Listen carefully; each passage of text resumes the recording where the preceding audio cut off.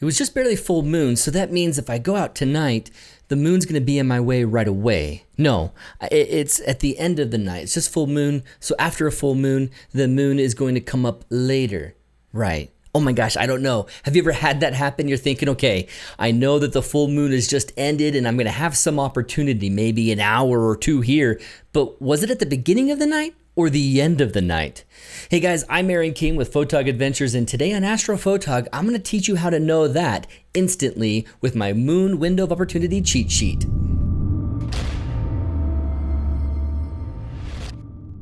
The second most important thing that we're worried about as Milky Way photographers is the moon. Will the moon be in my way? And what time tonight will the moon be in my way? Is it going to be at the beginning of the night? Or is it going to be at the end of the night? Will it cover the entire night? That's why we love new moon so much, because then we don't have to worry about it. Oh, new moon, no moon whatsoever all night long. And that's awesome. But then, what about all those other days, practically 20 plus days every month people ignore as opportunities for doing Milky Way photography? So there's going to be a moon. It's going to come up from some hours and be gone for other hours. But how do I possibly know which hours very quickly? I'm telling you, quickly. This cheat sheet is going to help you know it instantly. You're going to think, oh yeah, you can even be walking home and look at the moon and go, yep, I know exactly which hours the moon's gonna be in my way tonight. And it's gonna be an easy thing, so let's talk about it. First off, let's begin with what does the moon do? Let's look at the moon phases. As you're watching this animation, you're gonna see the moon phase coming in from the right, and it'll go through all of the phases in order, and then it gets back to new moon and repeats. So here we go, new moon, waxing crescent, first quarter, waxing gibbous, full moon, waning gibbous, last quarter, waning crescent, new moon again. And this just repeats and repeats and repeats. And so here we are looking at the moon and going, okay, I can look at this and know precisely when the moon's gonna be in my way. And this cheat sheet is gonna show you that. Look at this as it's going, right to left, right to left. This is the northern hemisphere. When you're looking at the moon from the northern hemisphere, it looks like this. But actually in the southern hemisphere, your moon is gonna be doing this. It's the complete opposite direction. Knowing this is only important for later on in this cheat sheet. Basically, all of you Southern Hemisphere people are going to love this. You Milky Way photographers down there, I should say over there, because it's not down or up.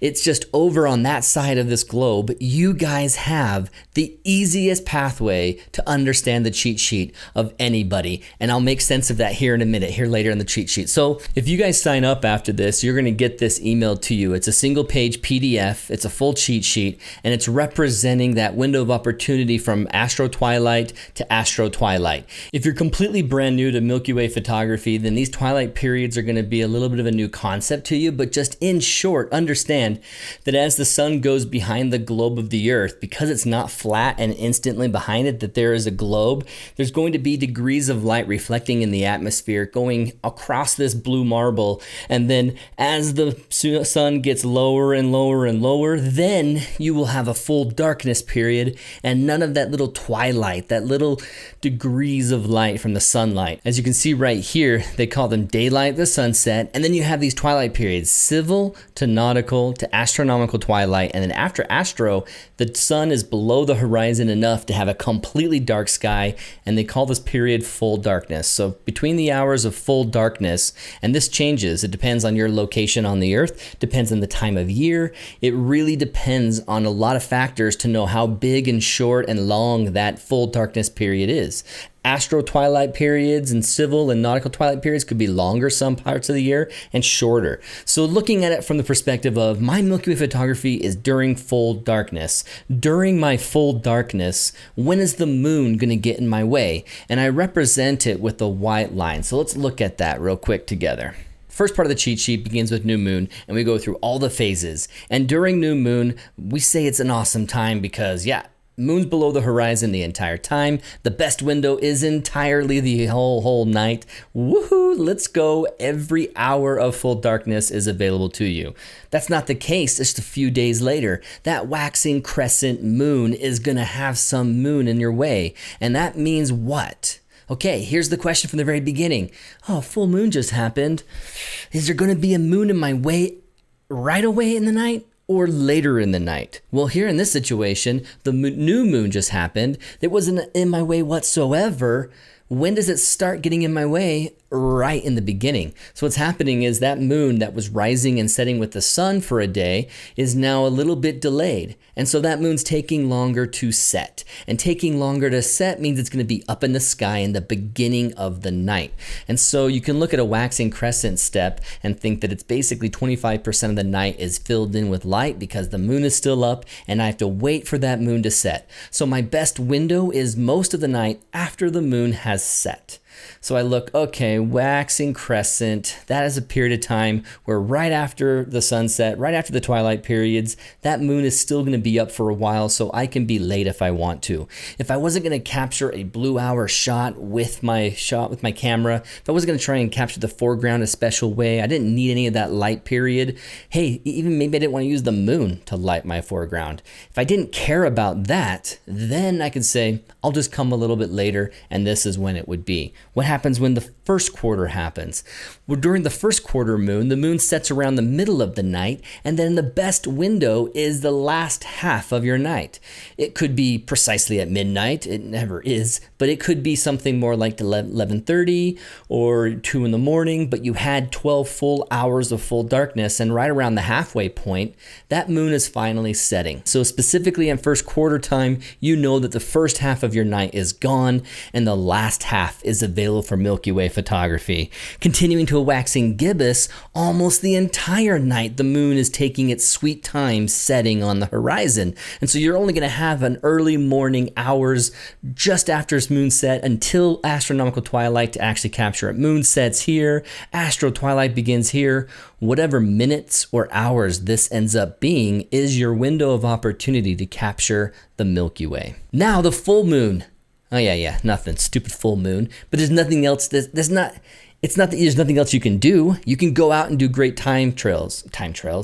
You can go out and do great star trails. Star trails are fantastic at the full moon because then it lights your landscape and it makes it so that more of the stars are washed out for you. And so you have nice definition between the star trails because there's fewer stars making fewer lines and less busy of a star trail.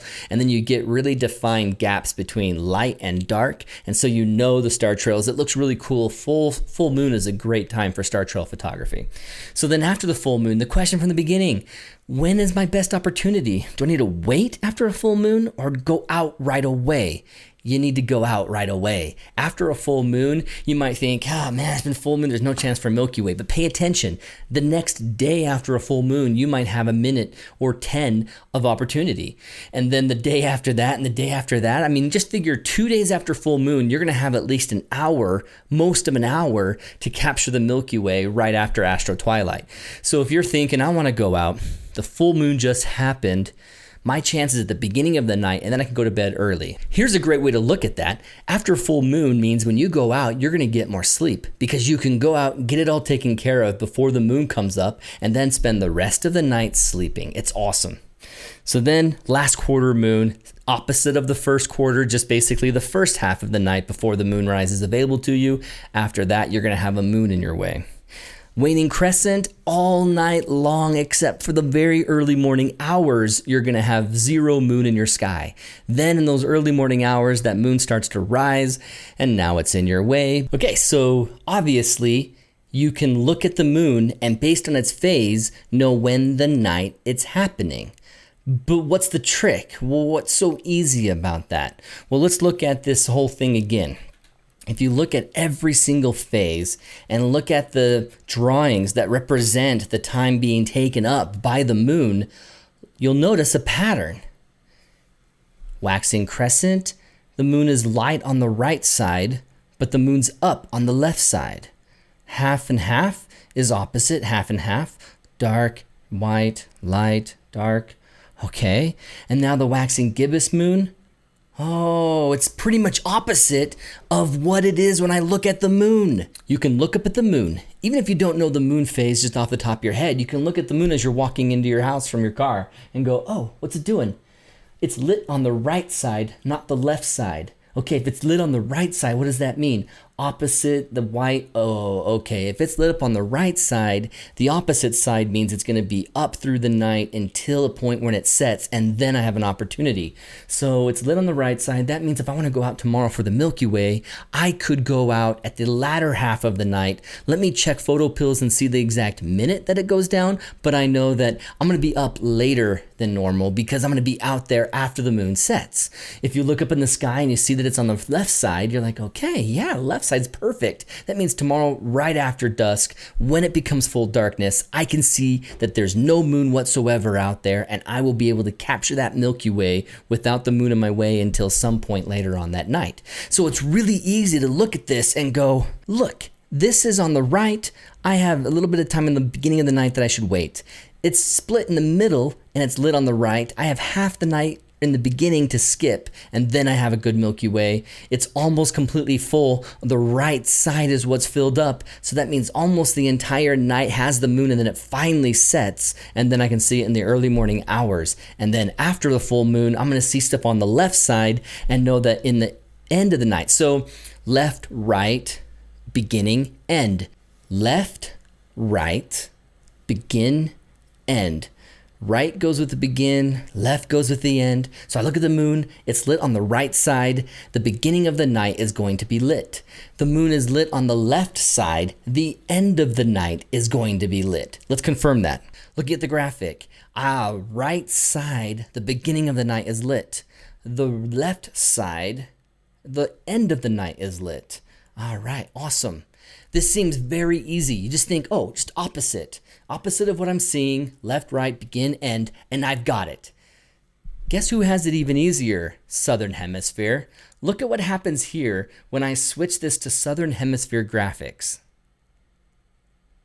This is Northern Hemisphere, Southern Hemisphere. See how they're just flipping, just doing that quick flip? Well, right here, you can see how the graphic coincides precisely. If you're in South Africa, if you're in Southern America, you're in Australia or New Zealand, high five, you guys have it easy. You look up and you go, oh man, the beginning of the moon is being lit up, so the beginning of the night, the moon is lighting up the sky. At the beginning of the moon, the beginning of the night. The end of the moon, the right side of the moon, it's dark, so that means the right side or the end of the night is dark. It's so easy for Southern Hemisphere. Oh my gosh. So you guys just need to know your moon phases. Oh, is it last quarter? Well, then last part of the night, the moon's going to be in my way. Oh, is it first quarter? Well, the first part of my night, the moon's in my way. So for those of you who don't have it easy peasy like the Southern Hemisphere people, you're going to want a copy of this cheat sheet. This Moon Window of Opportunity cheat sheet is available for free. You just have to sign up. So I have an email. I can send you it, and you can go to the link down below, and that will take you to this page. You go to this page and simply sign up your name. You just need to do your first name, Aaron, and I'm going to send it to theastrophotog@gmail.com and click send it my way. Now you have a confirmation email in your inbox that you got to click on and get your download link. So here's an email from Aaron King. Important, confirm your subscription. And then this is the important part right here. Click here to receive your download, and that will open up a new tab. It'll download that PDF for you, and you've got it. You've got the PDF now that you can keep on your phone, with your iPad, your tablet, your Windows Surface, whatever you have out there with you. Put this PDF on there. That way you can grab it whenever you need it at a moment's notice. Thank you guys again so much for watching Astrophotog. I'm Aaron King with Photog Adventures, and I'm hoping that you will get your camera and get out there and capture the Milky Way and have a photog adventure of your own. See you guys. Hey, if you're thinking, I want to learn more about Milky Way photography, I'm kind of loving what you're doing, I want to learn more from you about Milky Way photography, how can I do it? Go to milkywayphotographers.com/tutorials. There's a link down below. You're going to see that, click on it, and you can get 2 of our online courses coming from myself and Eric Benedetti. Eric Benedetti is a master Milky Way photographer using the technique of a star tracker. See this beast right here that he's pointing to? That's a star tracker that tracks the sky so that your stars are perfectly crisp and focused, and the colors get more vibrant in the sky, as well as the detail in the Milky Way becomes perfect perfect. It's amazing how different a single image of Milky Way looks like compared to a Star Trek image of Milky Way. Whoa. But if you're not there yet and you can't really start with doing Star Trek photography and you just need to get the basics, well, my course is going to be perfect for you. You can create awesome Milky photography from day one with this course. It's going to be 2 years of Milky photography all squished into 12 plus hours of content that is explaining to you the process from planning to getting the right gear, your setup and everything, and getting out there with your camera and capturing Milky Way. So if you guys want this content, please check that link down below and go check out one of these. Otherwise, hey, have a great one. See you guys. Landed in Utah over a ton of clouds. Drop Brendan off at home. I'm gonna pass the silo. I'm gonna pass the trestle. The old Pony Express. So stinking tired. I'm not gonna be able to make it anymore.